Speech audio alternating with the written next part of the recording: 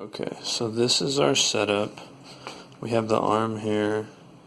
As you can see, we outfitted it with a U-joint, but this is just the general configuration you had.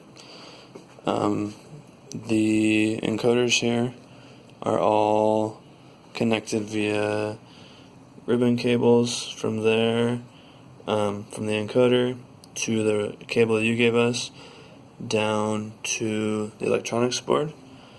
This one we connected to the base motor, this one, and then the center one here we connected to this joint, so this motor, and then this third one obviously we connected to this third motor here that controls this this joint. We plugged in the embed and we flashed it. It did all the LED indicators that made it seem like it was a successful flash. We hit the reset button, it did that indication as well. And then we unplugged it and plugged it into the PCB. These right here, and right here, these are the powers from our motors. Red is the power, white or black is ground. We ran out of black wires, so we decided to use white.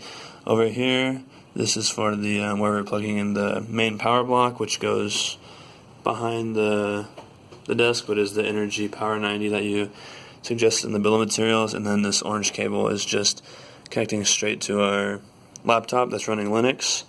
As you can see, we run LS USB, and we get 5 things connected, but none of them appear to be the electronics box.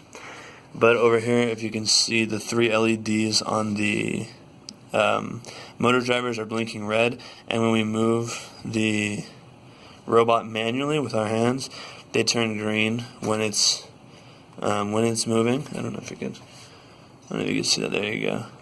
So this signifies, I assume, that power is running through them and it's responding to movement. It's just, we believe, something to do with the actual embed. Another thing that we noted is that when the embed was plugged into the headers on the PCB and we attempted to plug in a USB cable from a computer to the embed, it wouldn't. It would power on, but it wouldn't be recognized by the computer as well.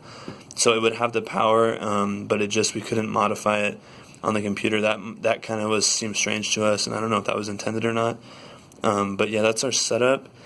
We're just confused as to why nothing's going through this cable here, because that's really the last step that we have that's preventing our progress. One other thing, Alex just mentioned, is that just wanted to show the pinouts. So if you could see here, the pinouts go, it goes brown, red, orange, yellow, green, 1, 2, 3, 4, 5, and then that's connected over here to what I believe were pins. The brown goes to pin 3, yellow to pin 2, orange to 6, green to 8, and red to 10.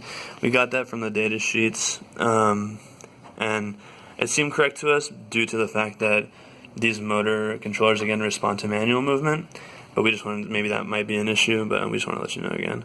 But that's the colors. So yeah, if you have any insight into why that might be happening, why the computer's not recognizing the electronics box, that'd be really helpful. I appreciate it. Thanks again.